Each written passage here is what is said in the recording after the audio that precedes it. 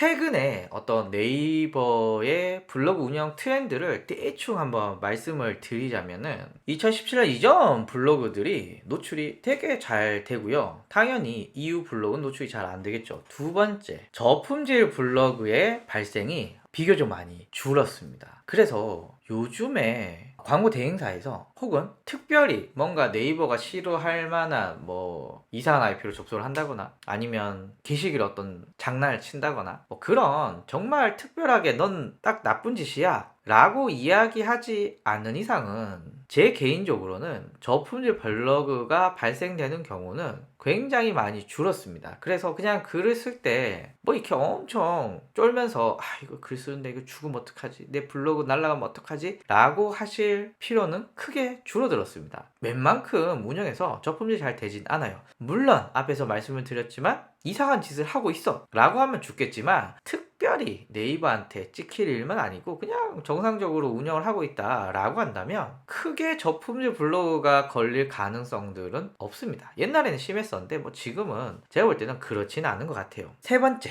누락이 아주 많이 자주 되고 있습니다. 그래서 최근에 신누락이라는 단어가 만들어졌습니다. 그래서 블로그의 신누락이라고 하면은 많은 글들이 이렇게 존재하고요. 일단 여기에서 여러분들의 문제점을 찾아보시면 좋아요. 자, 그런데 신누락이 왜 되느냐에 대해서는 이야기가 되게 엄청나게 다양하게 많은데요. 뭐 몇 가지 주요 원인들이 있는데 그냥 많은 사람들이 추측하기는 블로그 본문의 문제일 수 있고요. 이거는 제목, 이미지, 동영상 등등의 문제가 있을 수가 있습니다. 특히 유사 이미지 쓰시면 안 됩니다. 비슷한 이미지, 뭐 글도 마찬가지고요. 쓰시면 안 되고요. 이런 어떤 본문에 문제가 있을 수 있고요. 두 번째는 블로그 글 쓰는 환경에 문제일 수도 있습니다. 예를 들면 뭐 컴퓨터라던가 IP라던가 뭐 여러 가지 문제가 될 수도 있고요. 세 번째는 또 뭐가 있을까요? 일시적인 문제일 수도 있어요. 72시간 저품질로 보통 3일 안에 돌아오게 합니다. 유사 이미지라고 하는 건 비슷한 이미지예요. 예를 들면 A라는 이미지를 썼는데 그 이미지를 또 바꿔서 썼어. 근데 비슷해. 이렇게 하시면 안 되겠죠. 그래서 유사 이미지라고 하는 건 대략 말씀하신 대로 비슷한 이미지, 똑같은 이미지 뭐 이렇게 보시면 좋을 것 같아요. 그래서 지금 누락이 되었다라고 했는데 일단 전체가 아니라 몇 건이 누락이 되었다라고 하는 말을 볼 때 일단 저품질은 아닐 것 같아요. 저품질은 최근에 쓴 글이 한 개, 두 개씩 누락이 안 되다가 좀 시간이 지나면 뭐 대략 한 일주일에서 2주 지나면 주르륵 다 빠지는 게 저품질의 일반적인 현상이고, 그리고 그냥 예전 글부터 해서 나머지 글은 살아있는데 최근 몇 개만 없었다 라고 한다면 요 신누락일 가능성이 큽니다. 그러면 박종일 님께서 체크해 보셔야 되는 건 일단 아마 제 생각엔 박종일 님께서 글 쓰실 때 쓴 어떤 법칙이 있으실 거예요.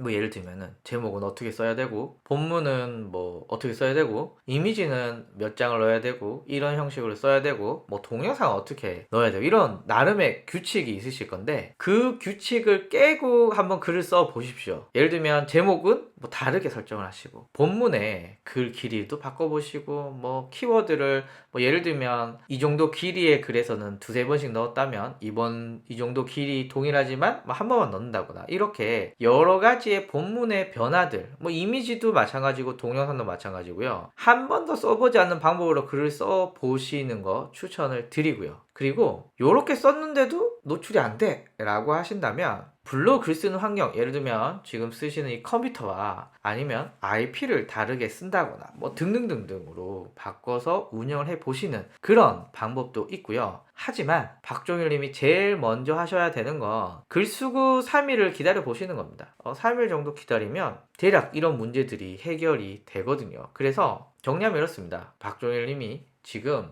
고객센터에 게시글을 반영하고 요청하거나 삭제했다가 재게시하거나 비공개했다 전체 공개로 하는 방법, 이런 거 다 별로 안 좋은 것 같아요.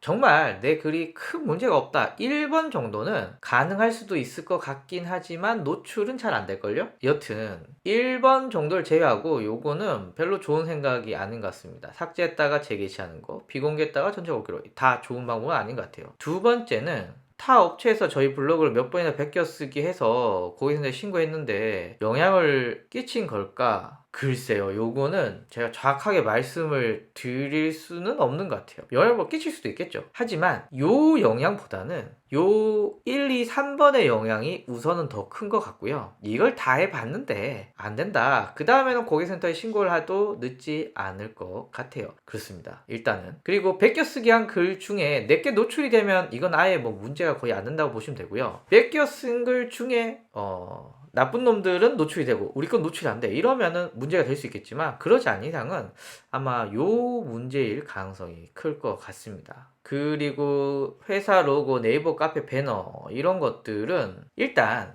저의 개인적인 생각입니다. 회사 로고, 네이버 카페 배너 이런 거는 전체 글, 그리고 전체 글에 사용한 이미지의 일부에 불과합니다. 그래서 이런 거는 제가 볼 때는 검색 노출은 안 될 수 있겠죠. 왜냐하면 만약에 오씨 아줌마라고 하는 회사명인데 모든 블로그에 오씨 아줌마 로고를 넣었어요. 근데 검색을 해봐서 이미지에 들어갔더니 똑같은 로고가 막 수십 개 나온다, 이러면 별로 안 좋겠죠. 그래서 회사 로고나 네이버 카페 배너 같은 건 제가 볼 때는 그렇게 한두 개 넣는 건 상관이 없어요. 그런데 아마 박종일님께서는 블로그 글 쓰실 때 이거 외에 나머지 이미지들도 많이 쓰실 건데 이렇게 필수적으로 한두 개 정도 쓰는 거 이외에 그런 이미지들은 바꿔주시는 게 더 좋겠죠. 그리고 얘기하신 대로 개인 아이디를 쓰고 있는데 직원이 로그인 시간을 접속해서 피하고 있다, 뭐 이런 것들은 제가 볼 때는 크게 문제없이 잘 운영하고 있으신 것 같아요. 그래서 박종일님은 제가 다음 주에 또 방송할 거잖아요. 요대로 해보시고 결과가 어떠시냐 한번 공유해 주시면은